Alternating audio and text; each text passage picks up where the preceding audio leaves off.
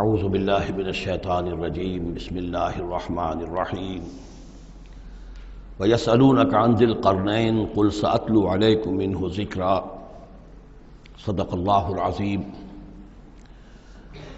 ذوالقرنین کے بارے میں آپ کو بتا چکا ہوں کہ ان کا نام تاریخ میں جو مشہور ہے وہ کیخسرو یا سائرس، اور انہی سے اصل میں ایران کی عظمت کے دور کا آغاز ہوا تھا۔ چنانچہ تقریباً میں سمجھتا ہوں کہ شاید 25-30 سال پہلے کی بات ہے، جب شہنشاہ ایران،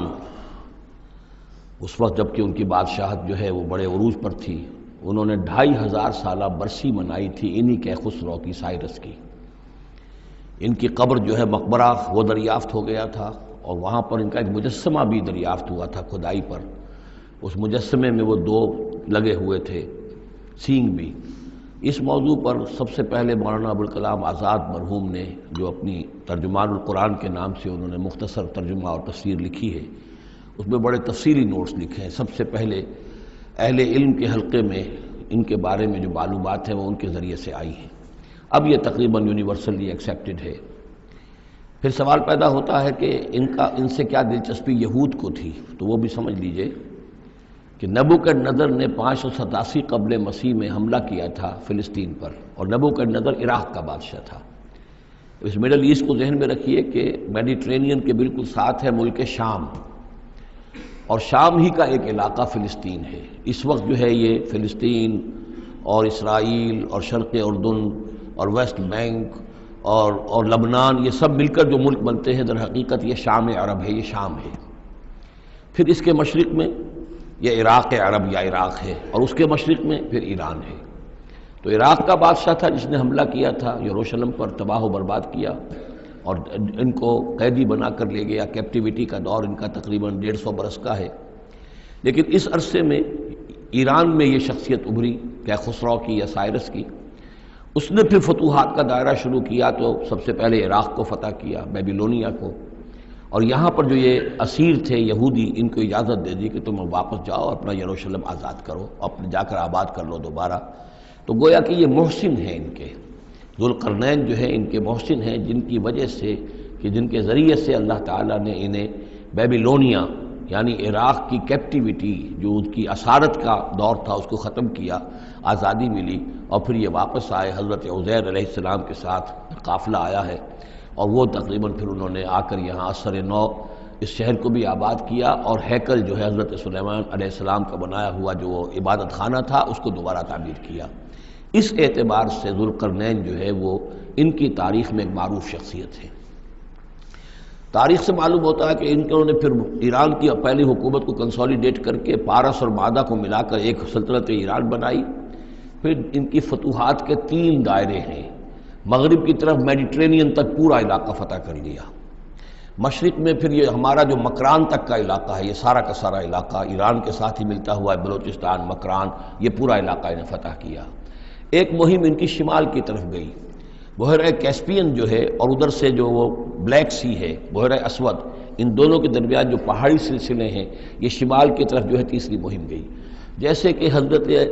عمر رضی اللہ تعالیٰ عنہ کے عہد میں بھی 3 لشکر نکلے تھے مسلمانوں کے جزیرہ نما عرب سے۔ ایک لشکر شام سے ہوتا ہوا پھر مصر کی طرف گیا ہے، ایک لشکر عراق سے ہوتا ہوا ایران کی طرف گیا ہے، اور ایک لشکر سیدھا شمال کی طرف گیا ہے، اور کوہ قاف تک جو ہے، جس کو کوکیشیا کہتے ہیں، وہاں تک کی فتوحات حاصل کی مسلمانوں نے۔ تو تقریباً یہی سمجھیے کہ ایک بلو پرنٹ تھا، جو کہ یعنی ہمارے اس دور خلافت راشدہ سے جو سمجھیے کہ لگ بھگ کوئی 2000 سال قبل جو ہے یہ واقعہ پیش آیا ہے، یا بلکہ اس سے کم، کوئی 1500 سال قبل یہ واقعہ پیش آیا ہے۔ اور یہ ذوالقرنین جو ہے یہ یہاں پر ایک بڑی عظیم سلطنت کے بانی بنے، لیکن نیک آدمی تھے۔ اور معلوم یہ ہوتا ہے کہ یہ اصل میں جو کہانیاں ہیں، یہ ان کے داستانیں ہیں کہ ان کو قتل کیا جانا تھا۔ یہ کہیں شہزادے تھے کسی چھوٹی سی مملکت کے، اور وہاں سے ان کو کسی نے بچایا کسی طریقے سے، اور پھر یہ صحرا میں رہے روپوش، اور وہاں کسی نبی کی تعلیم سے ان کو آشنائی ہوئی ہے۔ ہو سکتا ہے کوئی اسرائیلی نبی ہی کی تعلیم ہو، یہ بھی ہو سکتا ہے کہ زرتشت جو ہیں وہ بھی کوئی اللہ کے نبی ہوں اور ان کی تعلیم ان تک پہنچی ہو، لیکن خود ان کا کردار جو قرآن پیش کر رہا ہے وہ بہت ایک نیک، مومن، صالح، ایک بندہ مومن اس کا کردار ہے۔ یہ کردار جو ہے کسی بھی درجے میں 1% بھی جو ہے وہ کسی اور دوسرے فاتح پر یا کسی اور حکمران کے اوپر جنہیں بھی ہم جانتے ہیں تاریخی اعتبار سے ان پر منطبق نہیں ہوتا، یہ انہی کی شخصیت ہے۔ وَيَسْأَلُونَكَ عَنِ ذِي الْقَرْنَيْنِ، اور اے نبی آپ سے پوچھ رہے ہیں ذوالقرنین کے بارے میں، قُلْ سَأَتْلُو عَلَيْكُم مِّنْهُ ذِكْرًا، ان سے کہیے میں عنقریب تمہیں اس کے بارے میں کچھ حالات بتاتا ہوں۔ اِنَّا مَكَّنَّا لَهُ فِي الْأَرْضِ، ہم نے اسے زمین میں بڑا تمکن عطا کیا تھا، غلبہ عطا کیا تھا، وَآتَيْنَاهُ مِن كُلِّ شَيْءٍ سَبَبًا، اور ہم نے اسے ہر طرح کا ساز و سامان، وسائل و ذرائع، تمام اسباب جو ہیں فراہم کر دیے تھے۔ فَأَتْبَعَ سَبَبًا، تو انہوں نے پھر ایک مہم تیار کی، یعنی ایک فتوحات کا دائرہ مغرب کی طرف، حتیٰ اذا بلغ مغرب الشمس، یہاں تک کہ جب وہ سورج کے غروب ہونے کی جگہ تک پہنچ گئے۔ اب یہ پرانے زمانے میں ظاہر بات ہے کہ پورا اس سے زیادہ نقشہ تو لوگوں کو معلوم بھی نہیں تھا، جب میڈیٹرینین کے ساحل پر پہنچ گئے تو معلوم ہوا آگے تو سمندر ہے، اور سمندر میں پھر آدمی کو محسوس ہوتا ہے سورج ڈوبتا ہوا۔ اگر آپ ساحل سمندر پر کھڑے ہو کر دیکھیں تو معلوم ہوتا ہے سمندر میں سورج ڈوب رہا ہے، تو یہ گویا کہ مغرب الشمس بن گیا ان کے لیے، وہ یہ سورج کے ڈوبنے کی جگہ۔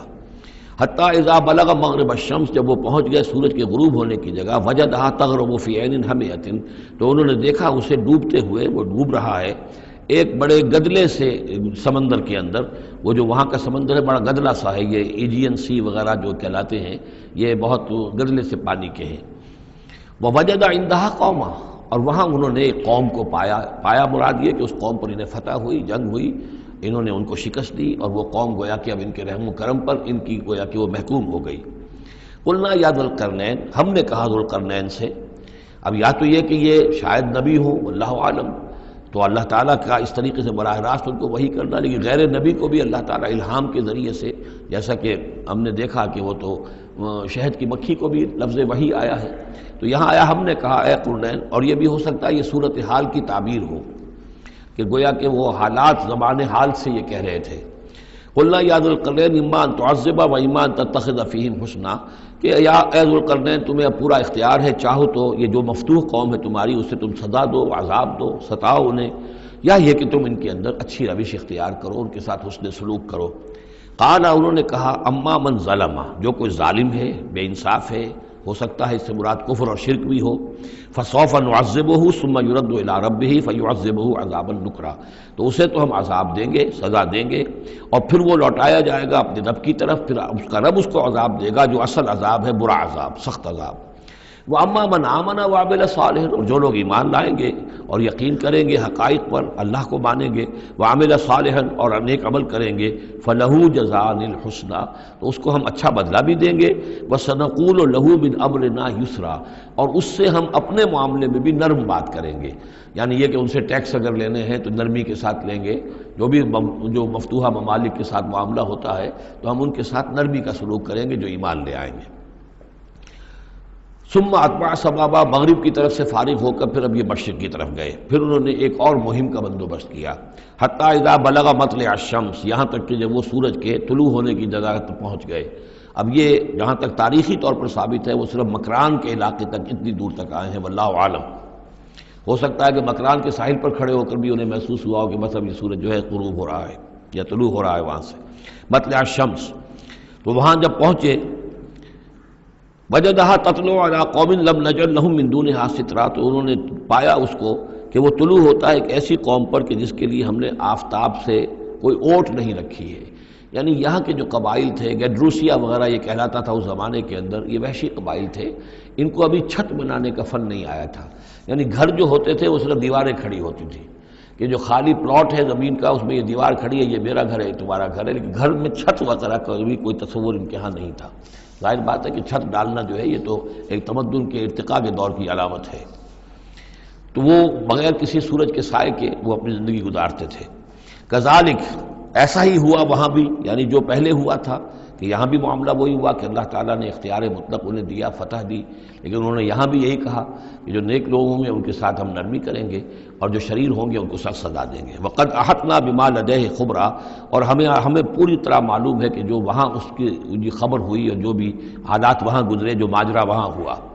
ثم اتبع سببا، اب یہ تیسری آ رہی ہے، ثم اتبع سببا، پھر اس نے ایک اور مہم تیار کی، یہ شمالی مہم ہے۔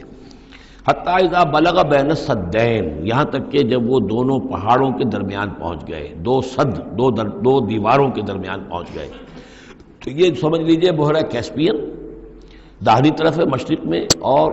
بلیک سی دی بحیرہ اسود، بحر اسود، اس کے درمیان یہ سلسلہ کوہ ہے، اور یہ پیرلل چلتے ہیں دو، اور ان کے درمیان سے پھر وہ درے ہیں کہ جن میں سے ہو کر شمالی علاقے سے جو وحشی قبائل تھے وہ آ کر یہاں حملہ کرتے تھے، تاخت و تاراج کرتے تھے، لوٹ مار کر کے چلے جاتے تھے، جن کو یاجوج ماجوج کہا گیا ہے. حتیٰ اذا بلغ بین السدین، جبکہ یہ پہنچے ان دونوں دیواروں کے درمیان، وجد من دونہما قوما، تو انہوں نے پایا ان دونوں کے ورے ایسے لوگوں کو، لا یکادون یفقہون قولا، یہ لوگ بھی ایسے تھے غیر متمدن، کیونکہ بات سمجھتے نہیں تھے، یعنی زبان ایسی ہوگی کہ جو ان کی سمجھ میں نہیں آ رہی تھی، لیکن یہ کہ کسی نہ کسی ذریعے سے انہوں نے اپنا ایک مطلب، اپنی ایک عرضداشت پیش کی. قالوا یا ذا القرنین، انہوں نے کہا کہ اے ذو القرنین، ان یاجوج و ماجوج مفسدون فی الارض، یاجوج اور ماجوج جو قومیں ہیں یہ زمین میں بہت فساد مچانے والی ہیں. فہل نجعل لک خرجا، تو کیا ہم آپ کے لیے ایک سالانہ خراج مقرر کر دیں، الا ان تجعل بیننا و بینہم سدا، اس کے عوض کہ آپ ہمارے اور ان کے درمیان ایک سد تعمیر کر دیں، ایک دیوار حائل کر دیں کہ وہ ہم پر حملہ آور نہ ہو سکے، یعنی درے کو بند کر دیا جائے. یوں سمجھیے جس اصول پر کہ آج کل ڈیم بنتے ہیں. ڈیم کیا ہے کہ ایک پہاڑی سلسلہ یوں آ رہا ہے، ایک پہاڑی سلسلہ یوں آ رہا ہے، دریا درمیان میں سے گزر رہا ہے، آپ نے اس گزرگاہ پر ایک دیوار کھڑی کر دی، تو یہ گویا کہ ایک آرٹیفیشل لیک کریٹ ہو گئی، پانی یہاں جمع ہو رہا ہے. تو اگر پہاڑی سلسلے دو چل رہے ہوں، ان کے درمیان جو راستہ ہے اس کو اگر بند کر دیا جائے، ایک دیوار کھڑی کر دی جائے، اور اس دیوار کے مضبوط دیوار ہو، تو ظاہر بات ہے کہ پھر ادھر سے کوئی آ کر حملہ آور نہیں ہو سکتا، ان کے لیے ایک حفاظت کا سامان ہو جاتا ہے. یہاں یہ سمجھ لیجئے کہ یاجوج ماجوج سے کیا مراد ہے. حضرت یافس علیہ السلام، جو تین بیٹے تھے حضرت نوح علیہ السلام کے، سام، حام، یافس. سامی نسل کے بارے میں تو ہم نے بہت کچھ سمجھ لیا کہ حضرت ابراہیم بھی سامی نسل سے تھے، پھر قوم عاد بھی سام ہی کے نسل کی ایک شاخ تھی، قوم سمود بھی اسی کی شاخ تھی. یہ تمام جو ہے یہ تو سیمیٹک ریسز ہیں. حضرت یافس کی اولاد نے یہ سینٹرل ایشین ماؤنٹینز کا جو سلسلہ ہے اس کو کراس کیا اور شمال میں چلے گئے، اور شمال میں جا کر دائیں بائیں پھیل گئے. پھر یہ میدان ہے، ٹنڈرے کا میدان اور فلانے میدان اور بڑے بڑے کھلے میدان ہیں. تو گویا کہ ایشیا کو درمیان میں جو سلسلہ کوہ تقسیم کر دیتا ہے، ایک شمالی حصہ ہے، ایک اس کے جنوبی حصہ ہے. یہ شمالی میں چلے گئے اور جا کر پھر پھیلنے میں وہ مشرق کی طرف آئے تو چین اور ہند چینی تک یہ ساری قومیں جو ہیں یہ یلو ریسز، یہ انہی کی نسل سے ہیں. اور مغرب میں چلے تو روس، اور روس سے ہو کر روس کے ساتھ ملتا ہوا علاقہ اسکینڈینیوین کنٹریز کے ساتھ، پھر وہاں سے وہ اتر کے، اور یورپ کے بھی جو یہ مغربی ممالک ہیں، اینگلو سیکسنز جو ہیں، یہ بھی در حقیقت اسی سے اسکینڈینیوین کنٹریز سے اترے ہوئے لوگ ہیں. تو یوں سمجھ لیجئے کہ ویسٹرن یورپ اور ایسٹرن یورپ کا بھی خاص طور پر شمالی علاقہ، اور پورا یہ روس کا علاقہ، اور پورا صحرائے گوبی، اور پورا چین، اور وہاں تک جو ہے ہند چینی تک، یہ یافس کی نسل ہے. یافس کے جن بیٹوں کے نام تورات میں آئے ہیں، کئی نام ہیں، وہ کوئی ایک دو نہیں، ان میں گوگ اینڈ میگوگ بھی ہے، توبال بھی ہے، موسک بھی ہے. موسک ایک شخص کا نام ہے، اور موسکو ہو سکتا ہے کہ اسی نے آباد کیا ہو اور وہیں سے وہ نام بنا ہو. توبال اور بالٹک سی جو ہے اس ایریا کے اندر جو ہے، بالٹک سٹیٹس، توبال ان کے ایک بیٹے کا نام تھا. یہ تورات کے اندر نام دیے گئے ہیں. گوگ اینڈ میگوگ، یاجوج ماجوج، یہ بھی انہی کے بیٹوں کے. یہ تمام اقوام جو ہے یہ وحشی ہیں، اور یہ تاخت و تاراج کرنا، لوٹ مار کرنا، یہ ان کا طریقہ ہے، اور ان کا ہے ذکر جو یہاں پر ہو رہا ہے. یہ جو سیلاب آیا تھا، کولونیل سیلاب جو ہم پر آیا تھا، جس میں کہ یہ اینگلو سیکسنز تھے، یہ سب کے سب جو ہیں یہ اسی نارڈک ریسز سے ہیں، یہ بھی یاجوج اور ماجوج کی نسل ہیں. ایک سیلاب ان کا آ چکا ہے جو آیا تھا یورپ کے سے نکل کر، یہ کولونیل سیلاب آیا اور پوری دنیا کے اوپر چھا گیا تھا. ایشیا اور افریقہ کو انہوں نے فتح کیا، کولونائز کیا. اب اگرچہ ان کی وہ بساط ایک دفعہ تو لپیٹ دی گئی ہے، وہ واپس چلے گئے ہیں، انڈائریکٹلی ہم پر حکومت کر رہے ہیں. ابھی ان کے جو ملٹی نیشنلز ہیں ان کے ذریعے سے، یا بینکوں کے ذریعے سے، IMF کے ذریعے سے، ورلڈ بینک کے ذریعے سے انڈائریکٹ حکومت ہے جو نیو ورلڈ آرڈر ہے. لیکن یہ ہے کہ ابھی ایک اور جو سیلاب ان کا آنے والا ہے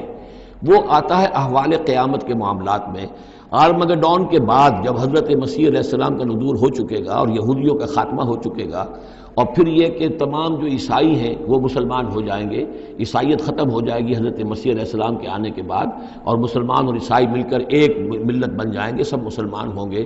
اس کے بعد آخری سیلاب پھر آنا ہے جو اس کے خلاف، وہ احادیث میں آتا ہے، پھر وہ یاجوج اور ماجوج کا ہوگا۔ اور میرے نزدیک یہ یاجوج اور ماجوج جو ہے وہ ایسٹرن علاقے سے آئیں گے، چائنا وغیرہ سے، ہند چینی سے۔ آرمگڈون جو ابھی ہونی ہے فوری طور پر بڑی جنگ، اس میں یہ لوگ جو ہے بیٹھے رہیں گے، یہ جنگ میں حصہ نہیں لیں گے۔ یہ مڈل ایسٹ میں جنگ ہوگی، یورپین پاور ساری ہوں گی، کرسچین پوری طاقتیں ہوں گی، اور ادھر جو ہے مسلمان ہوں گے، اور حضرت مہدی جو ظاہر ہوں گے، جو اللہ تعالیٰ ایک عنایت کرے گا مسلمانوں کو لیڈر عرب کے اندر، وہ پیدا ہوں گے، مجدد ہوں گے، اور ان کے ذریعے سے عرب کے اندر ایک اسلامی حکومت بھی قائم ہوگی۔ لیکن ان کے لیے مدد کے لیے خراسان کے علاقے سے فوجیں آئیں گی، مشرق سے آئیں گی، اور یہ علاقہ جو ہے وہ ہے جو ہمارے قریب ہے، اور ہم بھی اسی علاقے میں ہیں۔ اللہ تعالیٰ ہمیں توفیق دے کہ یہاں وہ ہم پہلے اس نظام میں خلافت قائم کریں، تاکہ یہاں سے پھر فوجیں جائیں اور حضرت مسیح کے ساتھ ہو کر اور حضرت مہدی کے ساتھ ہو کر عیسائیوں اور یہودیوں کے ساتھ جنگ کریں، اور بالآخر پھر یہ کہ پوری دنیا میں اسلام کا بول بالا ہوگا۔ لیکن جب یہ ہو چکے گا، اس کے بعد ایک سیلاب پھر آئے گا یاجوج اور ماجوج کا۔ تو یہ چونکہ پوری ایک سلسلہ ہے، ایک نسلیں ہیں اس کے اندر بہت سی، تو ان میں چونکہ تفسیری اعتبار سے بہت سی باتیں جو ہے مختلف آراء بھی سامنے آئیں گی، تو میں نے جو رائے میری ہے وہ آپ کے سامنے بیان کر دی ہے۔ اس وقت میں وہ یاجوج ماجوج تھے جو ان شمالی دروں سے آ کر حملے کرتے تھے۔ قالوا یا ذا القرنین ان یاجوج و ماجوج مفسدون فی الارض، وہ جو میں نے عرض کیا ہے کہ قیامت کے قریب بھی معاملہ ہوگا، یہ سورہ انبیاء کی آیات 97-98 ہیں۔ حتی اذا فتحت یاجوج و ماجوج وهم من کل حدب ینسلون واقترب الوعد الحق فاذا هی شاخصۃ ابصار الذین کفروا۔ اب زیادہ دور نہیں، ہم سورہ انبیاء بھی قریب ہی آ رہی ہے، انشاءاللہ وہاں اس کو ہم پڑھیں گے۔ تو دو جگہ قرآن مجید میں یاجوج اور ماجوج کا ذکر ہے، ایک یہ جو قریب قیامت میں ان کا جو ظہور ہونے والا ہے، ایک اس وقت کا معاملہ یہ چھوٹا سا تھا کہ جو ذوالقرنین کے سامنے آیا ہے۔ تو کیا ہم آپ کے لیے ایک سالانہ خراج طے کر دیں تاکہ آپ ہمارے لیے یہاں ایک سد تعمیر کر دیں، ایک بند باندھ دیں یہاں پر؟ قال ما مکنی فیہ ربی خیر۔ اب دیکھیے ان کا کردار، ان کا مجھے جو کچھ میرے رب نے دے رکھا ہے، دولت دے رکھی ہے، مال دے رکھا ہے، وہ بہت بہتر ہے اس سے کہ جو تم مجھے پیش کر رہے ہیں، مجھے خراج کی ضرورت نہیں ہے۔ ہاں تمہاری ایک ضرورت ہے، میں وہ پوری کر دیتا ہوں۔ فاعینونی بقوت، مجھے مین پاور فراہم کرو، باقی ساری سامان جو ہے میں فراہم کر لوں گا، لیکن بہرحال اس کو بنانے کے لیے، دیوار بنانے کے لیے اور دونوں پہاڑوں کے درمیان اتنی بڑی جو سد تعمیر کرنے کے لیے جو مین پاور چاہیے، اعینونی بقوت، تو محنت کے ذریعے سے، مین پاور کے ذریعے سے میری مدد کرو۔ اجعل بینکم و بینہم ردما، میں ان کے اور تمہارے درمیان ایک موٹی دیوار بنا دوں گا۔ آتونی زبر الحدید، لاؤ میرے پاس تختے لوہے کے۔ حتیٰ اذا ساوا بین الصدفین، یہاں تک کہ جب دونوں جو اونچانے تھیں اس کے درمیان کا پورا علاقہ پر ہو گیا، بھر گیا، وہ لوہے کے تختے جو ہیں اس کے اندر بھرے جا رہے ہیں۔ حتیٰ اذا ساوا، برابر کر دیا دونوں پھانکوں تک پہاڑ کی، قال انفخوا، اب ان کا کہ آگ جلاؤ اس کے نیچے، وہ دہکا دی بھٹی جس سے کہ اب وہ لوہا گرم ہوا اور لوہے کی تختے جو ہیں وہ گرم ہو گئے۔ حتیٰ اذا جعلہ نارا، جبکہ وہ سارے کے سارے لوہے کے جو تپ گئے خود اور سرخ ہو گئے۔ قال آتونی افرغ علیہ قطرہ، تو کہا لاؤ میرے پاس پگھلا ہوا تانبا کہ میں اس کے اوپر انڈھیل دوں۔ تو اس طریقے سے گرین فورس کانکریٹ سے بھی 10 گنا سمجھیے مضبوط شے انہوں نے بنا دی کہ اس میں لوہا اور پھر لوہا سیسا یا تانبا پلایا ہوا، تو اس طریقے سے ایک بڑی مضبوط دیوار قائم کر دی۔ اس دیوار کے جو آثار اب بھی موجود ہیں، دیوار تو موجود نہیں ہے، یہ داریال اور دربند کے درمیان یہ کشادہ راستہ ہے اب بھی، یہ ویسٹ کوسٹ جو ہے کیسپین کا، اس کے ساتھ اس کی لمبائی 50 میل اور اس کی اونچائی 29 فٹ اور 10 فٹ چوڑی یہ دیوار تھی جو اس وقت بنی ہے۔ یعنی جس طریقے سے کہ بنتے ہیں بڑے بڑے بند، ان سے بھی بڑی یہ تھی سد تعبیر کی گئی۔ السد العالی کہلاتا ہے اسوان ڈیم جو ہے، جو مصریوں نے بنایا تھا، بہت بڑا ڈیم، السد العالی، اونچی دیوار۔ تو ہمارے ہاں یہ تربیلا اور منگلا یہ سب کیا ہے، یہ اسی طرح کے ڈیم ہیں کہ پہاڑی سلسلے آ رہے ہیں، دریا جا رہا تھا، وہاں آپ نے دیوار کھڑی کر دی، پانی رک گیا اور وہ جھیل بن گئی۔ فمستطاعوا ان یظہروہ، تو انہوں نے کہا کہ اب یہ لوگ نہ تو یہ اس کے اوپر سے آ سکیں گے، اس کو نہ چڑھ سکیں گے، وما استطاعوا لہ نقبا، نہ اس میں کوئی سوراخ لگا سکیں گے، نقب لگا سکیں گے۔ قال ھذا رحمۃ من ربی، یہ سب اتنا بڑا کارنامہ کر کے بھی انہوں نے کہا یہ سب رحمت ہے میرے رب کی طرف سے، میرا کوئی کمال نہیں، یہ سب اللہ کی طرف سے ہے۔ فَإِذَا جَاءَ وَعْدُ رَبِّي، اور جب میرے رب کا وعدہ آئے گا، جَعَلَهُ دَكَّاءَ، وہ اس پوری دیوار کو جو ہے ریزہ ریزہ کر دے گا، ختم ہو جائے گی دیوار۔ اب وہ دیوار وہاں موجود نہیں ہے، وہ ختم ہو چکی ہے امتداد زمانہ سے، اب اس کے کوئی آثار باقی نہیں رہے، بس آثار معلوم ہو جاتے ہیں کہ یہاں وہ دیوار ہوتی تھی، جس سے یہ میں نے ڈائمنشنز آپ کو دیے ہیں۔ وَكَانَ وَعْدُ رَبِّي حَقًّا، اور میرے رب کا وعدہ جو ہے وہ حق ہے، سچ ہے، پورا ہو کر رہے گا۔ وَتَرَكْنَا بَعْضَهُمْ يَوْمَئِذٍ يَمُوجُ فِي بَعْضٍ، اب جب یہ وقت آئے گا اللہ تعالیٰ کا قیامت کا وقت، تو ہم چھوڑ دیں گے اس روز ان کو، یہ ایک دوسرے میں گتھم گتھا ہو جائیں گے۔ یہ جو کچھ ہونے والا ہے قرب قیامت سے پہلے، جس قسم کے لشکر آنے ہیں اور جیسی جنگیں ہونی ہیں، اور یہ جو یاجوج ماجوج جب آئیں گے تو آتا ہے احادیث کے اندر کہ پورے دریا اور پورے سمندر پی جائیں گے، ہر چیز کھا جائیں گے، اور یہ معلوم ہوتا ہے کہ یہ چینیوں کے ہاں تو خاص طور پر سانپ بچھو جو شے ہو، کتا بلی، ہر شے چٹ کر جاتے، کوئی شے نہیں چھوڑتے۔ اور میں سمجھتا ہوں کہ شاید آدم خور بھی ہو یہ کہ کسی وقت میں جب ان کو ضرورت پڑے تو آدمی کو بھی کھا جائیں، جو کتے کو، بلی کو، سانپ کو، بچھو کو، ہر چیز کو کھا جاتے۔ تو ان لوگوں کا معاملہ جو ہے واقعتاً یہ جب ابھی تو ذرا رکے ہوئے ہیں، کنٹینڈ ہے ایک طرح سے، لیکن ایک وقت میں ان کا بند کھلے گا، اور چونکہ پھر یہ جو ہے تمام چاروں طرف ان کے پہاڑ ہیں، ہر پہاڑ کی اونچائی پر سے من کل حدب ینسلون نیچے اترتے ہوئے نظر آئیں گے۔ اور یہ نقشہ بعین ہی اسی طرح اخبارات میں آیا تھا جب 62 میں وار ہوئی ہے نیفا میں، جو ہندوستان کا مشرقی جو علاقہ تھا جہاں کے چین اور بھارت کی جنگ ہوئی ہے،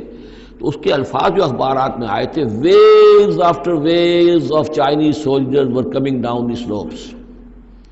لہروں کی طرح، موجوں کی طرح چلے آئے۔ ان کے اتنے آدمی ہیں، ان کا تو کہنا یہ ہے کہ تم سب کے سب ہلاک ہو جاؤ گے، ہمیں تم ہلاک نہیں کر سکتے، ہم تو چیونٹیوں کی طرح جو ہے بلوں کے اندر گھس جائیں گے، ایٹمک وارفیئر کے بعد تمہارا تہس نہس ہو جائے گا، ہمارا کچھ نہیں بگڑے گا، ہم پھر نکلیں گے اور پوری دنیا کو فتح کریں گے، وہ یہ کہتے ہیں۔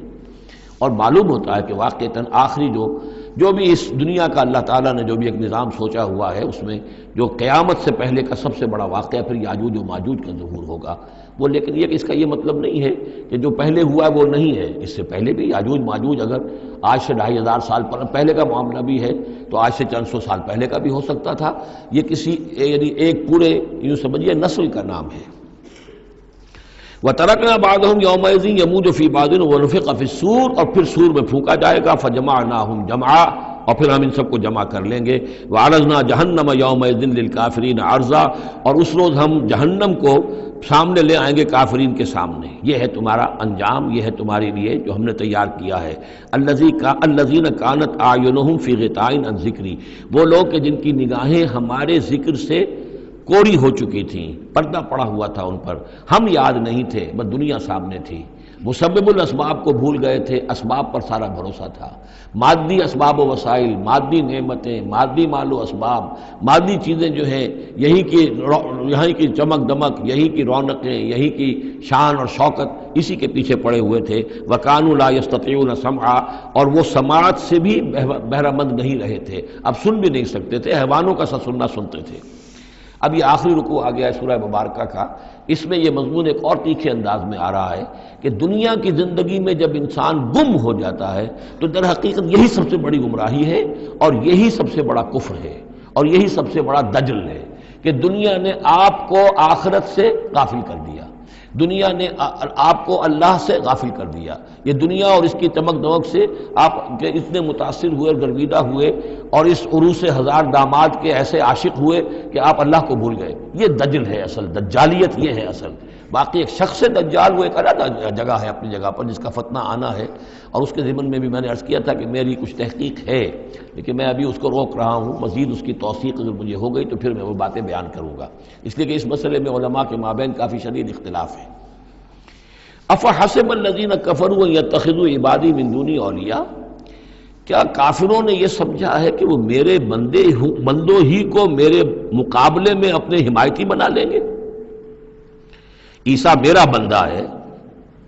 کیا وہ میرے مقابلے میں آ کر تمہاری حمایت کرے گا؟ عبد القادر جیلانی میرے بندے ہیں، کیا وہ میرے مقابلے میں آ کر تمہاری مدد کریں گے؟ کیا تم نے سمجھا میرے بندوں کو وہ میرے مقابلے میں من دونی اپنا حمایتی بنا لیں گے؟ انا اعتدنا جہنم للکافرین نزلا، ہم نے ایسے کافروں کے لیے جہنم کو بنا رکھا ہے ابتدائی مہمان نوازی کے لیے، ان کی مہمان نوازی ہوگی جہنم میں۔ قل هل ننبئکم بالاخسرین اعمالا، یہ ہے اس صورت کا عمود۔ جو میں نے کہا تھا کہ پہلے رکوع کے اندر انا جعلنا ما علی الارض زینۃ لہا لنبلوہم ایہم احسن عملا، یہ سمجھیے کہ ایک کھونٹا تو وہاں گڑا ہوا ہے، دوسرا کھونٹا یہ ہے قل هل ننبئکم بالاخسرین اعمالا، کہیے ان سے کیا ہم تمہیں بتائیں اپنے عمل، اپنی محنت، اپنی جد و جہد، بھاگ دوڑ، اپنی سعی جو ہے اس کے اعتبار سے سب سے زیادہ گھاٹے میں کون ہے؟ محنت تو ہر ایک کر رہا ہے، جیسے کہ حضور نے فرمایا کلو نفس یغدو فبائع نفسہ، ہر انسان صبح ہوتی ہے تو اس کے بعد سے اپنے آپ کو بیچنا شروع کر دیتا ہے، اپنا وقت بیچ رہا ہے، اپنی صلاحیت بیچ رہا ہے، اپنی انرجی بیچ رہا ہے، اپنی اور ذہانت بیچ رہا ہے، شام تک بیچتا رہتا ہے اپنے آپ کو، کچھ کما کر لاتا ہے، بیچ کر اپنے آپ کو کچھ لے کر آتا ہے۔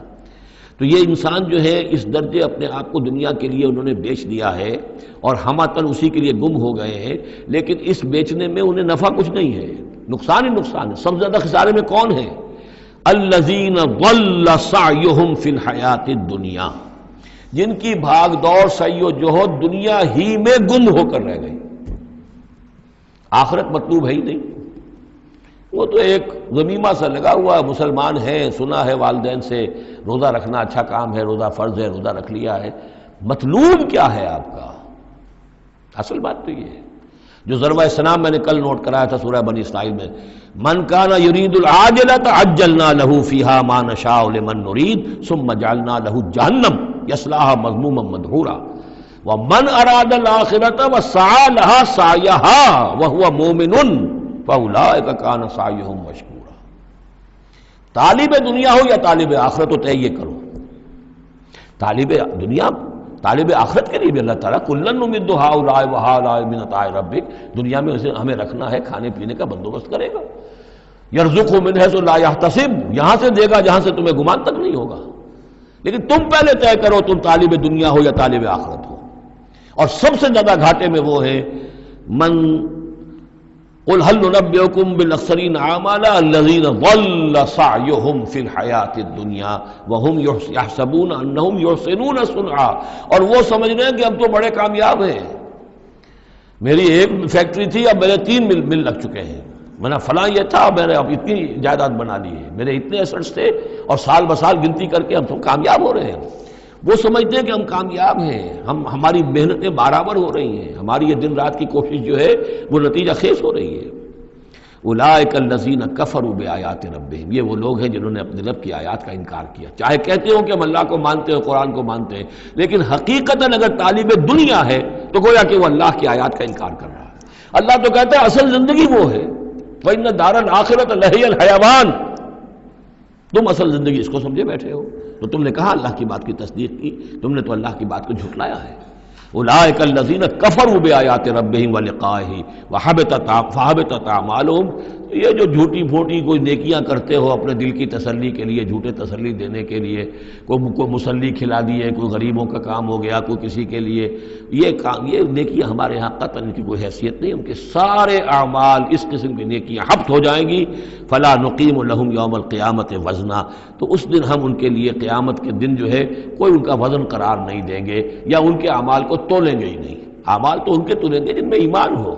جن میں ایمان ہی نہیں ان کا اعمال کیا تلنا ہے؟ فلا نقیم لہم یوم القیامت وزنا۔ اب یہ ہیں 2 مقامات جو میں نے کہا ہے کہ ایک کھوٹا وہاں ایک کھوٹا یہاں، اسی لیے ابتدائی آیتیں اور آخری آیتیں سورہ کہف کی خاص طور پہ دجالی فتنے سے محفوظ رہنے کے لیے ان کو یاد رکھا جائے، ان کو پڑھا جائے، اور یہ کہ اللہ توفیق دے تو ہر جمعے کو سورہ کہف کی تلاوت کی جائے۔ درمیان میں پھر میں نے بتایا تھا زینت کا لفظ آیا، ترید و زینت الحیات الدنیا، کچھ اور آگے چل کر المال والبنون زینت الحیات الدنیا، تو یہ زینت دنیا اور زیبائش اور آرائش، اور یہ تمہیں اپنے اندر گم کر لیتی ہے، تمہیں نہ خدا کی ہوش ہے نہ آخرت کی ہوش ہے۔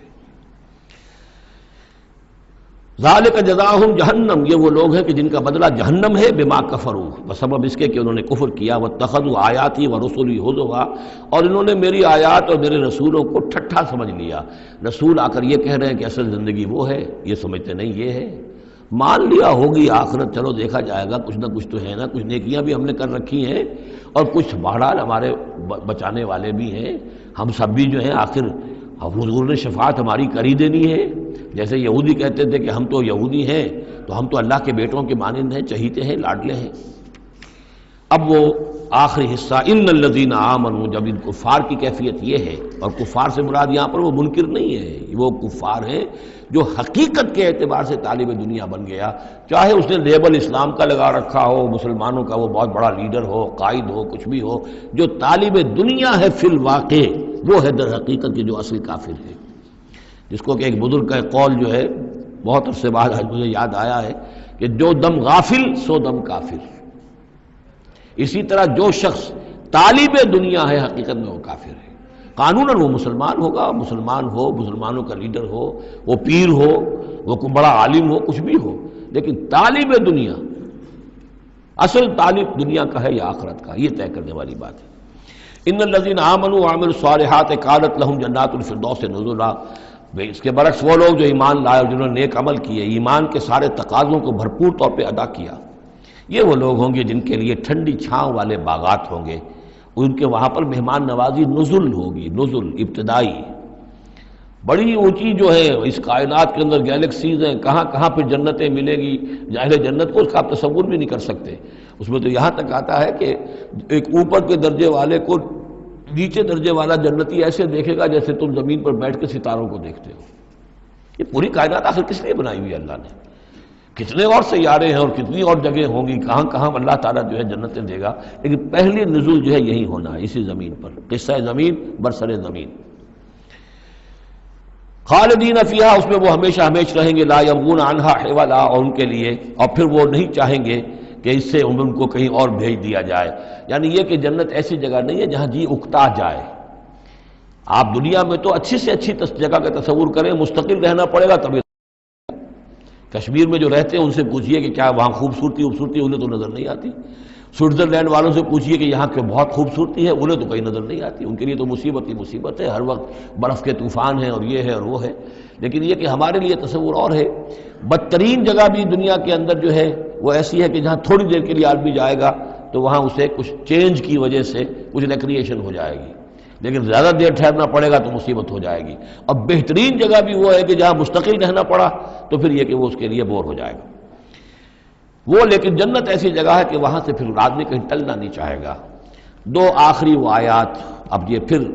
توحید کے دو بہت بڑے خزانے۔ قل لو کان البحر مدادا لکلمات ربی لنفد البحر قبل ان تنفد کلمات ربی ولو جئنا بمثلہ مددا۔ سورہ بنی اسرائیل کی آیت میں اللہ کے اسماء کا ذکر تھا، وَلِدُ اللَّهَ عَبِدُ الرحمن اَيَّمَّا تَدْعُوا فَلَهُ الْأَسْمَاءُ الْحُسْنَى۔ یہاں اللہ کے کلمات کا ذکر ہے، اور کلمات سے مراد کیا ہے؟ اللہ کی ہر شے جو اس نے پیدا کی ہے اس کے ایک کلمہ کن کا ظہور ہے، کل مخلوقات اس کے کلمات ہیں۔ تو کیا کوئی انسان ہے جو اللہ کی جملہ مخلوقات کا احاطہ کر سکتا ہے؟ اگر اس زمین کے سارے درخت اگر اس زمین کا پورا سمندر جو ہے وہ سیاہی بن جائے اپنے رب کے کلمات کو لکھنے کے لیے، سمندر ختم ہو جائے گا لیکن اللہ کے کلمات ختم نہیں ہوں گے، چاہے اتنی ہی اور بھی اس کے لیے سمندر لے آئیں سیاہی بنا کر۔ ایک اور جگہ بھی مضمون یہ آیا ہے کہ تمام زمین کے جتنے بھی درخت ہیں وہ قلم بنا لیے جائیں، اور جتنے سمندر ہیں اور ان کو 7 گنا سمندر بنا دیا جائے، اور وہ تمام قلم جو ہے لکھنے لگے، اللہ کے کلمات کو نہیں لکھ سکتے۔ وہ سمندر ختم ہو جائیں گے، سیاہی ختم ہو جائے گی، اقلام ختم ہو جائیں گے۔ وَلَوْ أَنَّ مَا فِي الْأَرْضِ شَجَرٌ وَأَقْلَامٌ، یہ الفاظ آئیں گے انشاءاللہ تعالی۔ قُل لَوْ كَانَ الْبَحْرُ مِدَادًا لِكَلِمَاتِ رَبِّي لَنَفِدَ الْبَحْرُ قَبْلَ أَن تَنفَدَ كَلِمَاتُ رَبِّي وَلَوْ جِئْنَا بِمِثْلِهِ مَدَدًا۔ اور آخری آیت وہاں اللہ تعالیٰ کی شان، قُلِ الْحَمْدُ لِلَّهِ الَّذِي لَمْ يَتَّخِذْ وَلَدًا وَلَمْ يَكُن لَّهُ شَرِيكٌ فِي الْمُلْكِ وَلَمْ يَكُن لَّهُ وَلِيٌّ مِّنَ الذُّلِّ وَكَبِّرْهُ تَكْبِيرًا۔ اب شکل کیا ہوتی ہے شرک میں؟ یا تو اللہ کو اوپر سے اتار کر نیچے لے آتے ہیں، انسانوں کی صف میں، مخلوقات کی صف میں کھڑا کر دیا، یا انسانوں میں سے کسی کو اٹھا کر اور خدا کے برابر کر دیا، وہاں اس کی نفی ہے، اللہ کا بلند مقام۔ یہاں انسانوں کو کہیں خدا کے برابر شریک نہ کر دو، تو یہاں فرمایا قل انما انا بشر مثلکم، اے نبی کہہ دیجئے میں بھی تمہاری طرح کا ایک انسان ہوں۔ یوحا الی انما الہکم الہ واحد، مجھ پر وحی کی جا رہی ہے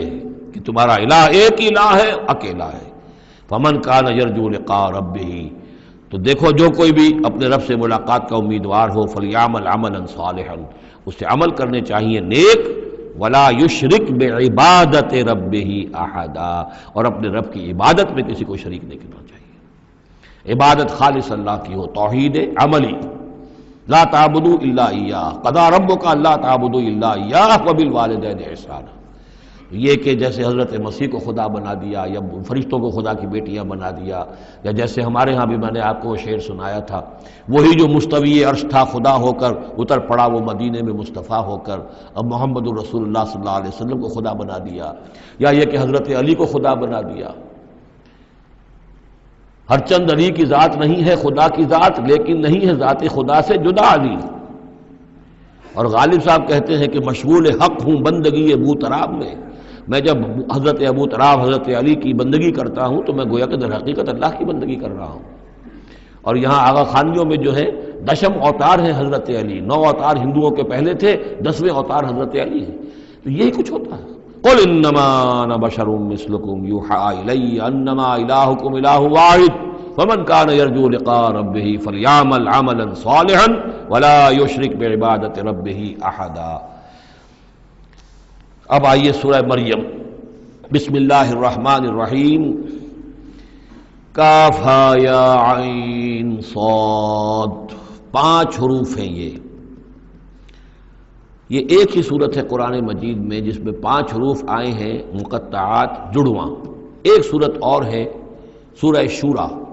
اس میں 5 ہیں لیکن 2 علیحدہ لکھے جائیں گے، حامیم، اور ایک آیت بن جائے گی، عین سین قاف، یہ دوسری آیت ہے۔ یہاں یہ ایک ہی آیت اور جڑواں لکھے ہوئے حروف مقطعات 5 ہیں۔ ذکر رحمت ربک عبدہ زکریا، اب یہ وہی ساری چیزیں تقریباً آ رہی ہیں کہ جو ہم سورہ آل عمران میں پڑھ چکے ہیں، اور یہ اس زمانے میں نازل ہوئی جبکہ ابھی ہجرت حبشہ ہونے والی تھی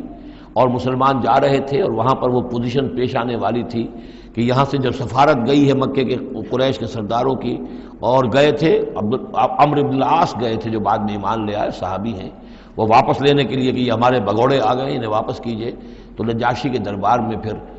جب مسلمانوں نے اپنی فریاد کی، اپنے حالات بتائے، تو آخری داؤ یہ کھیلا عمرو بن العاص نے کہ آپ ذرا پوچھئے یہ مسیح کے بارے میں کیا کہتے ہیں، یہ تو کہتے ہیں وہ تو ایک عام انسان تھا آپ کا جس کو آپ خدا مانتے ہیں۔ تو پھر نجاشی نے پوچھا کہ آپ لوگ کیا کہتے ہیں مسیح کے بارے میں، حضرت مسیح کے، تو پھر یہ آیات پڑھ کر جو ہے حضرت جعفر طیار رضی اللہ تعالیٰ عنہ، جعفر ابن ابی طالب، حضور کے چچا داد بھائی، ابو طالب کے بیٹے، حضرت علی کے بڑے بھائی حضرت جعفر ابی طالب بن ابی طالب، انہوں نے یہ آیات پڑھ کر سنائی، تو نجاشی نے کہا، تنکا اٹھایا کہ جو کچھ جو تم نے بیان کیا ہے حقیقت میں مسیح علیہ السلام اس سے ایک تنکا بھر بھی زائد نہیں ہے۔ اور پھر اعلان کیا، مسلمانوں تم یہاں رہو، امن سے رہو، سکون سے رہو، اور وہ سفارت جو تھی قریش کی واپس کر دی کہ میں ان کو تمہارے ساتھ واپس نہیں بھیج سکتا، چاہے تم مجھے پہاڑوں جتنا سونا دے دو لیکن ان کو میں یہاں سے واپس نہیں کروں گا۔ ذکر و رحمت ربک عبدہ زکریا، اب ذکر تو کرنا ہے حضرت مسیح کا، لیکن جیسے وہاں پہلے یہ کہ حضرت یحییٰ کا ذکر بھی ہو جائے کہ ان کی ولادت بھی تو ایک طرح سے معجزانہ تھی، عام حالات کی تو نہیں تھی۔ حضرت زکریا کتنے بوڑھے تھے، اور حضرت ان کی جو اہلیہ تھی وہ ساری عمر جو ہے بانجھ رہی تھی، اور بڑھاپے میں اللہ نے بیٹا دیا۔ یہ ذکر ہے آپ کے رب کی رحمت کا جو اس کے بندے زکریا پر ہوئی، علی نبینا علیہ الصلوۃ والسلام، اذ نادى ربہ نداء خفیا، جبکہ انہوں نے پکارا اپنے رب کو، دعا کی چپکے چپکے دل ہی دل میں، قال رب انی وہن العظم منی، انہوں نے عرض کیا پروردگار میری ہڈیاں چٹک گئی ہیں، کمزور ہو گئی ہیں، واشتعل الراس شیبا، اور میرا سر جو ہے وہ بھڑک اٹھا ہے سفیدی سے، یعنی سفید ہو گیا ہے بالکل، سیاہ بال کوئی رہے ہی نہیں، ولم اکن بدعائک رب شقیا، اور پروردگار کبھی ایسا نہیں ہوا کہ میں نے تجھ سے کوئی دعا مانگی ہو اور میں نامراد رہا ہوں۔ آج بڑی ہمت کر کے میں ایک دعا کر رہا ہوں جو عام حالات کے اعتبار سے تو پھر بڑی غیر معمولی دعا ہے، عام حالات دیکھیں، دنیاوی مسائل کو دیکھیں، وَإِنِّي خِفْتُ الْمَوَالِيَ مِن وَرَائِي، اور مجھے اندیشہ ہے اپنے بھائی بندوں سے، رشتہ داروں سے میرے بعد، یعنی یہ کہ اس ہیکل سلیمانی کی خدمت کرنے والا مجھے کوئی مناسب آدمی نظر نہیں آ رہا کہ جو اس میری گدی پر بیٹھ سکے، میرے اس منصب کو سنبھال سکے۔ انی خفت الموالی من ورائی وکانت امراتی عاقرا، اور میری بیوی بانجھ ہے، فہب لی من لدنک ولیا، تو مجھے خاص اپنے پاس سے کوئی ولی عطا کر۔ اب یہاں ولی کا لفظ کہا، کوئی میرا ساتھی ہو، کوئی ایسا ہو کہ جو میری ان چیزوں کا یرثنی و یرث من آل یعقوب، جو میری وراثت جو ہے روحانی وراثت اور دینی وراثت اس کو سنبھال سکے، اور میری کیا ہے یہ آل یعقوب کی وراثت ہے جو حضرت یعقوب علیہ السلام سے چلی آ رہی ہے، اس کا صحیح وارث بن سکے۔ وجعلہ رب رضیہ، اور پروردگار اسے تو بنائی ہو۔ رضی جو ہے یہ فعیل کے وزن پر ہے، راضی اور مرضی دونوں کے معنی میں آ جائے گا، وہ کہ جو راضی ہو اور جس کو راضی کر دیا گیا ہو۔ رضی اللہ عنہم ورضوا عنہ، وہ دونوں پہلو جو ہیں رضی کے اندر آ جائیں گے۔ انہیں جو اب یہ بشارت مل رہی، یا زکریا انا نبشرک بغلام اسمہ یحییٰ، اے زکریا ہم بشارت دیتے ہیں آپ کو ایک بیٹے کی، ایک لڑکے کی جن کا نام یحییٰ ہوگا۔ لم نجعل لہ من قبل سمیہ، ہم نے اس کا سا نام اس سے پہلے کسی کا نہیں رکھا، یا اس کی سی صفات اس سے پہلے کسی میں پیدا نہیں کی۔ یہ دونوں معنی ہو سکتے ہیں۔ قال رب انا یکون لی غلام، انہوں نے وہی بات عرض کی جو ہم پڑھ چکے ہیں پہلے کہ پروردگار میرے ہاں بیٹا کیسے ہو جائے گا؟ وکانت امراتی عاقرا، میری بیوی بانجھ ہے، وقد بلغت من الکبر عتیہ، اور میں بوڑھا ہو گیا ہوں، سوکھ چکا ہوں، میرے سارے جو سوتے ہیں حیات کے وہ میرے اندر خشک ہو چکے ہیں۔ قال کذالک، کہا ایسے ہی ہوگا۔ قال ربک هو علی ہین، تیرے پروردگار کا فرمانا یہ ہے کہ یہ مجھ پر آسان ہے۔ وقد خلقتک من قبل ولم تک شیئا، تجھے بھی تو ہم نے پیدا کیا اس سے پہلے جبکہ تو کچھ بھی نہیں تھا۔ قال رب اجعل لی آیا، انہوں نے کہا کہ پروردگار پھر میرے لیے کوئی نشانی مقرر ہو جائے۔ قال آیتک الا تکلم الناس ثلاث لیال سویا، کہا کہ نشانی یہ ہوگی تمہارے لیے کہ اب تم 3 دن تک متواتر، 3 راتوں تک متواتر گفتگو نہیں کر سکو گے لوگوں سے۔ وہاں سورہ آل عمران میں تھا ثلاثۃ ایام الا رمزا، 3 دن تک بات نہیں کر سکو گے مگر صرف اشاروں کے ناموں سے، یعنی اللہ تعالیٰ نے ان کی گویائی سلب کر لی۔ فخرج علی قومہ من المحراب، پھر وہ نکلے اپنے اس حجرے سے جہاں وہ یہ سارا راز و نیاز ہو رہا تھا، عبادت ہو رہی تھی، دعا ہو رہی تھی، مناجات ہو رہی تھی۔ فاوحی الیہم، اپنی قوم پر آ کر انہوں نے وحی کے ذریعے سے کہا، وحی اشارہ کرنا، وحی کے جو لفظی معنی ہے عربی زبان میں الاعلام بالسرعہ والخفا، کسی کو کوئی بات اشارے سے اور خاموشی سے بتا دینا، دوسروں کو پتہ نہ چلے، یہ وحی ہے۔ تو وحی جو آتی ہے اللہ تعالیٰ کی طرف سے، وہ پھر اس کی مختلف شکلیں ہیں، وہ ہم پڑھ چکے ہیں یا پڑھیں گے انشاءاللہ سورہ شورى کے اندر، ویسے تعارف قرآن کے ضمن میں اس کا تذکرہ آ چکا ہے۔ تو اللہ تعالیٰ کی طرف سے وحی، اوحا الیہم، انہوں نے اشارے سے کہا، بات تو کر نہیں سکتے تھے، ان سبحوا بکرۃ وعشیا، کہ یہ خاص وقت ہے، اس میں اللہ کا ایک خاص فیصلہ ہو رہا ہے، لہذا ذرا صبح و شام تم اللہ کی تسبیح و تحمید و کثرت سے کرو۔ یا یحییٰ، اب عادت ہو گئی حضرت یحییٰ کی، اور وہ مخاطب ہے، یا یحییٰ خذ الکتاب بقوہ، یحییٰ کتاب کو مضبوطی سے تھام لو۔ ظاہر بات ہے کہ تورات موجود تھی، زبور موجود تھی، اور نبیوں کے صحیفے موجود تھے۔ وآتیناہ الحکم صبیہ، اور ہم نے حکمت اور دانائی اسے بچپن ہی میں عطا کر دی، بچپن ہی میں اللہ تعالیٰ نے انہیں، کیوں سمجھیے کہ یہ دونوں شخصیتیں جو کنٹمپریریز ہیں، حضرت مسیح اور حضرت یحییٰ، جان دی بیپٹسٹ اور جیزس آف نظرت، یہ دونوں جو ہے غیر معمولی شخصیتیں ہیں، عام لوگوں کی طرح کے نہیں ہیں۔ انبیاء اور رسل کے اندر بھی ان کی قسم کے اوصاف جو ہیں آپ کو اور نہیں ملیں گے۔ تو فرمایا کہ ان کو بچپن ہی میں ہم نے حکمت عطا کر دی، وحنانا من لدنا، اور سوز و گداز، ہم سے محبت، اور محبت بھی سوز و گداز والی، ان کی طبیعت کے اندر رقت، سوز و گداز، حنانا من لدنا وزکا، اور ہم نے ستھرائی، پاکیزگی، پاکی ان کی گھٹی کے اندر گھول گھول کر ڈال دی۔ وکانا تقیہ، اور بہت ہی متقی تھے، وبرم بوالدیہ، اور اپنے والدوں کے ساتھ بہت حسن سلوک کرنے والے، ادب کرنے والے، ولم یکن جبارا عصیا، نہ وہ خود سر تھے اور نہ سخت تھے، بلکہ یہ کہ شاید یہ اس قسم کی کوئی باتیں غالباً کہیں انجیل وغیرہ میں آ گئی ہوں گی جس کی نفی کے لیے یہ الفاظ یہاں آ رہے ہیں، لیکن حضرت مسیح کے بارے میں تو انجیل میں کچھ الفاظ ہیں کہ حضرت مریم کو انہوں نے استحقار کے ساتھ خطاب کیا، وہ عورت، اس طرح کے الفاظ، تو قرآن نے کہا کہ نہیں، وہ ایسا نہیں تھا، وہ اپنی والدہ کے ساتھ اس طرح کی جو ہے گستاخی کے ساتھ پیش آنے والا نہیں تھا، شاید ایسی کوئی بات میرے ذہن میں نہیں ہے۔ وسلام علیہ یوم ولد، اور سلام اس پر جس دن کہ اس کی ولادت ہوئی، ویوم یموت، اور جس دن کہ وہ مرے، ویوم یبعث حیا، اور جس دن کہ وہ اٹھایا جائے دوبارہ زندہ کر کے۔ اب یہ تو قصہ ہو گیا حضرت زکریا اور حضرت یحییٰ کا۔ واذکر فی الکتاب مریم، اب ذکر کیجئے اس کتاب میں، قرآن میں، مریم کا، سلام علیہا، اذ انتبذت من اہلہا مکانا شرقیہ، جبکہ انہوں نے اپنے آپ کو اپنے لوگوں سے ایک شرقی گوشے کے اندر مقید کر لیا. کوئی اعتکاف کی شکل جیسے ہوتی ہے، کوئی پردہ لگا دیا ہوگا کہ ہیکل کے مشرقی گوشے کے اندر کہیں انہوں نے عبادت کے لیے یا کوئی خاص اسی طرح کے معاملے کے لیے لوگوں سے علیحدہ ہو کر فاتخذت من دونہم حجابا، ان سے انہوں نے پردہ تان لیا اور لوگوں سے علیحدہ ہو کر، باقی لوگ جو تھے ان سے علیحدہ ہو کر وہ گویا خلوت کا ایک سامان ہو گیا. فارسلنا الیہا روحنا، تو ہم نے اس کی طرف اپنے ایک فرشتے کو بھیج دیا. روح فرشتہ، پھر دیکھیے نوٹ کر لیجیے، فرشتہ بھی روح، وحی بھی روح، اور قرآن بھی روح، اور روح انسانی بھی روح. فارسلنا الیہا روحنا فتمثل لہا بشرا سویا، تو اس نے صورت اختیار کر لی ان کے سامنے ایک مکمل انسان کی. قالت انی اعوذ بالرحمن منک ان کنت تقیا.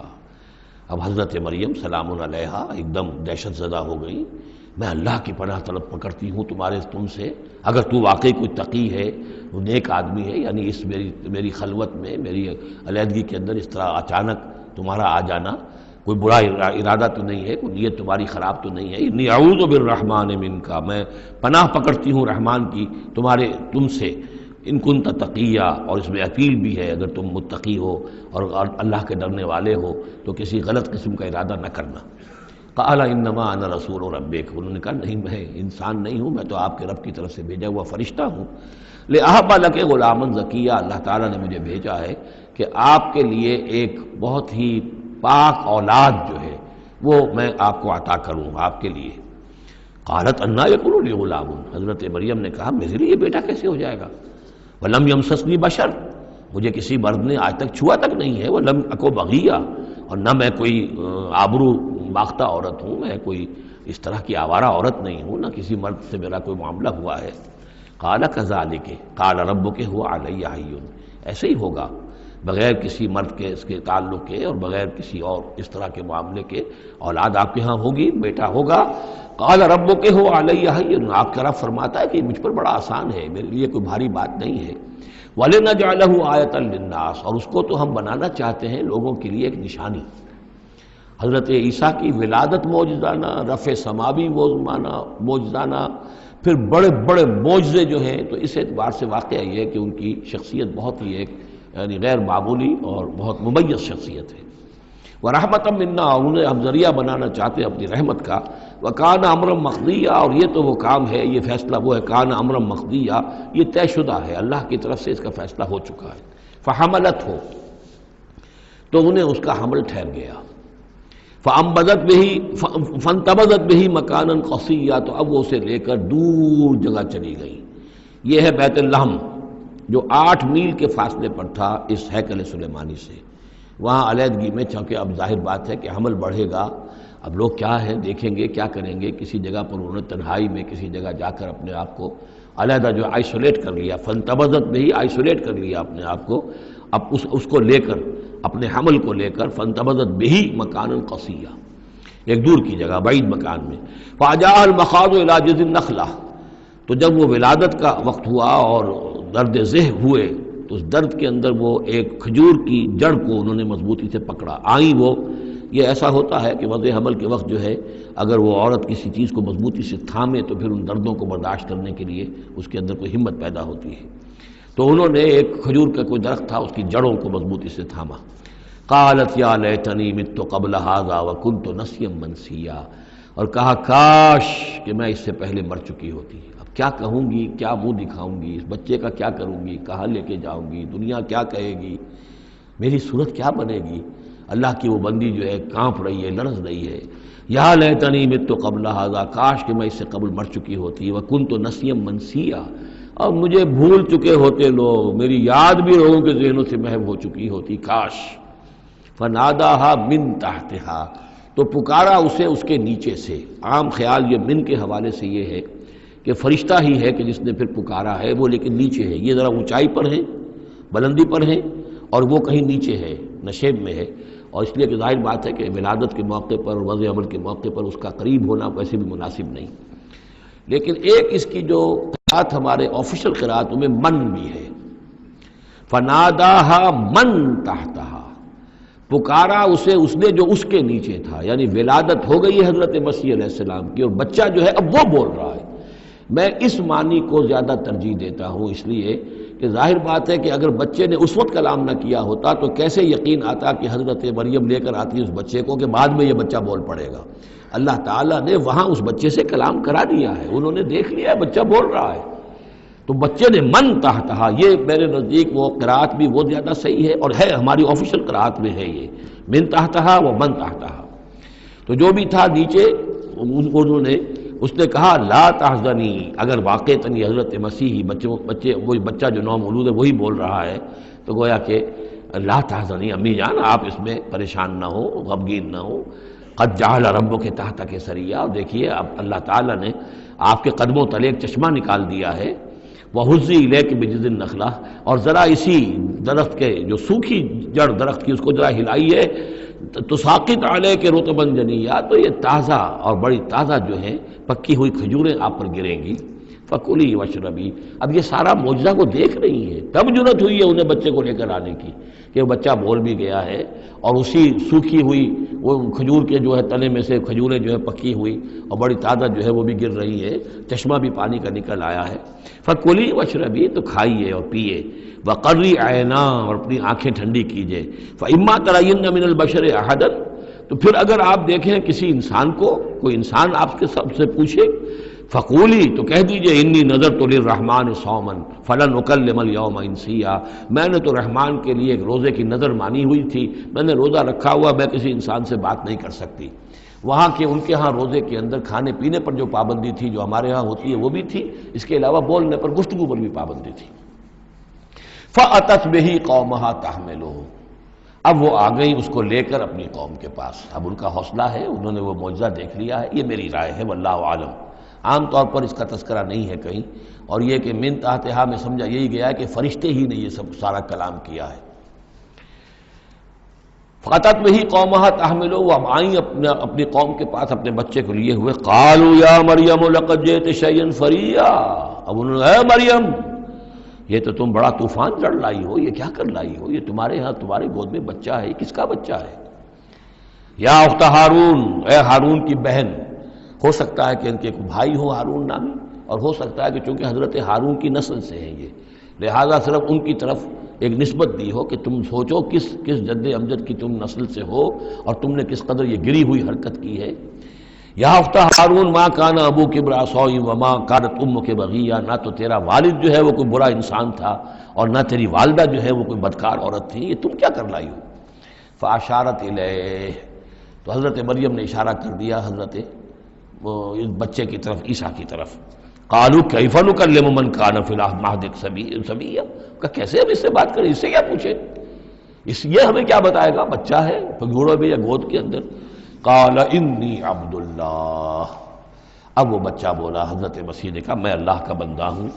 آتانی الکتاب، اللہ نے مجھے کتاب عطا کی ہے، وجعلنی نبیا، اور مجھے نبی بنایا ہے، وجعلنی مبارکا اینما کنت، اور مجھے مبارک بنایا ہے، بابرکت بنایا جہاں کہیں بھی میں ہوں گا،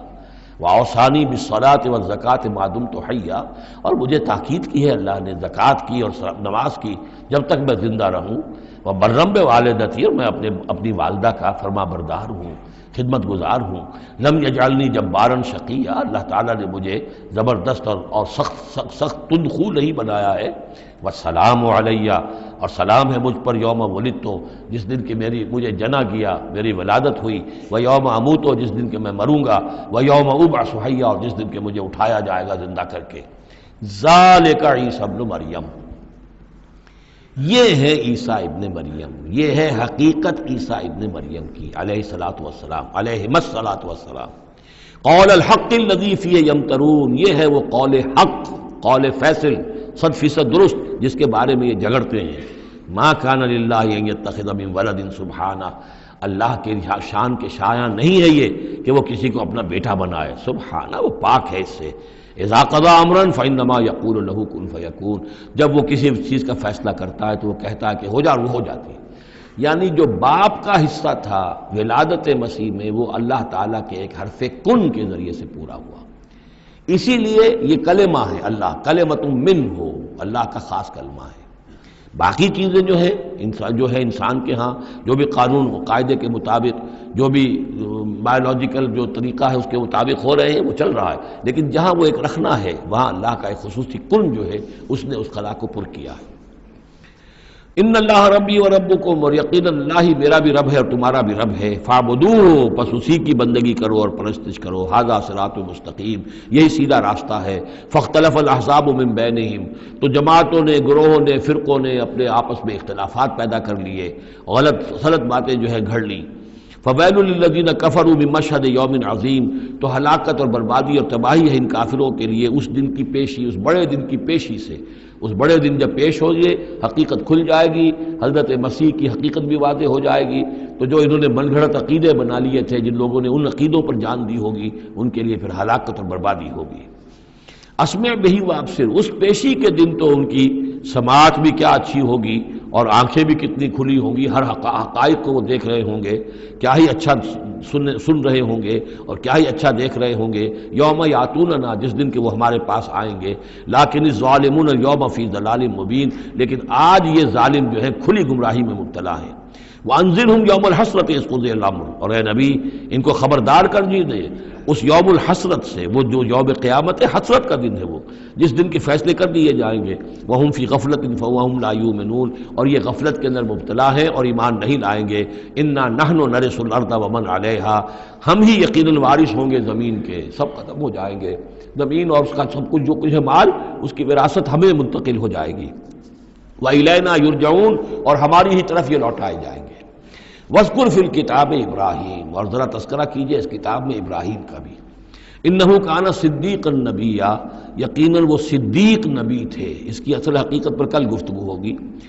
اذ قال لابیہ، یاد کرو جب کہ انہوں نے کہا اپنے والد سے، یا ابت، ابا جان، لما تعبد ما لا يسمع ولا يبصر، کیوں آپ پوچھتے ہیں، بندگی کرتے ہیں ایسی چیزوں کی جو نہ سن سکتے ہیں نہ دیکھ سکتے ہیں، ولا یغنی عنک شیئا، نہ آپ سے کسی چیز کو دور کر سکتے ہیں کہ آپ کے کچھ کام آ سکتے ہیں۔ یا ابت، ابا جان، یہ بہترین مقام ہے قرآن مجید کا کہ کوئی داعی، کوئی مبلغ، کوئی حق کی طرف بلانے والا اپنے بڑے کو، کسی بزرگ کو اگر بلا رہا ہو تو کس انداز میں بلائے گا؟ ظاہر بات ہے کہ اس کا ادب ملحوظ رکھتے ہوئے، یا ابت، یا ابت، ابا جان، ابا جان، اس انداز میں، لٹ مارنے کے انداز میں نہیں۔ یا ابت انی قد جاءنی من العلم ما لم یاتک، ابا جان میرے پاس وہ علم آیا ہے جو آپ کے پاس نہیں آیا تھا، میرے پاس وہی آئی ہے، اللہ نے مجھے حقائق سے واقف کیا ہے۔ فإما یأتینکم منی ھدی، میرے پاس وہ ہدایت آئی ہے، فاتبعنی، پس میری پیروی کیجئے، میرے پیچھے چلیے، میرا کہنا مانیے، اہدک صراطا سویا، میں آپ کو دکھاؤں گا سیدھا راستہ، رہنمائی کروں گا آپ کی سیدھی راستے کی طرف۔ یا ابت، ابا جان، لا تعبد الشیطان، دیکھیے شیطان کی بندگی نہ کیجئے، ان الشیطان کان للرحمن عصیا، یقیناً یہ شیطان جو ہے وہ رحمان کا باغی تھا، نافرمان تھا، اس نے سرکشی کی تھی۔ یا ابت انی اخاف ان یمسک عذاب من الرحمن، ابا جان مجھے بڑا اندیشہ ہے کہ آپ کو رحمان کی طرف سے کوئی عذاب آپ پر نہ آ جائے، آپ پکڑے آپ کو رحمان کی طرف سے کوئی عذاب، فتکون للشیطان ولیا، تو پھر آپ شیطان ہی کے ساتھی بن کر رہ جائیں۔ قال راغب انت عن آلہتی یا ابراہیم، کہاں یہ لجاجت ہے، کہاں یہ استدعاء کا انداز ہے،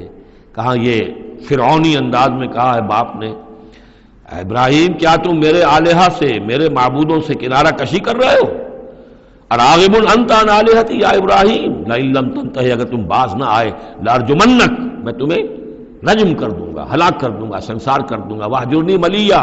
اور فوراً تو ذرا میری نگاہوں سے دور ہو جاؤ، میں تمہاری اس بات کو برداشت نہیں کر سکتا، فوراً میری نگاہوں سے دور ہو جاؤ، کچھ دیر کے لیے تو میری نگاہوں سے چلے جاؤ۔ قال سلام علیک، انہوں نے کہا سلام، ساستغفر لک ربی، میں اپنے رب سے آپ کے لیے استغفار کرتا رہوں گا، انہ کان بی حفیہ، وہ مجھ پر بڑا مہربان ہے، وَأَعْتَزِلُكُمْ وَمَا تَدْعُونَ مِن دُونِ اللَّهِ، اور میں کنارہ کشی کرتا ہوں آپ سے بھی اور ان تمام معبودوں کو جن کو آپ پوج رہے ہیں اللہ کے سوا۔ وَأَدْعُو رَبِّي، میں تو اپنے رب کو پکاروں گا، اسی سے دعا کروں گا، عَسَىٰ أَلَّا أَكُونَ بِدُعَاءِ رَبِّي شَقِيًّا، اور مجھے یقین ہے کہ میں اپنے رب کو پکار کر اس سے دعا کر کے نامراد نہیں رہوں گا۔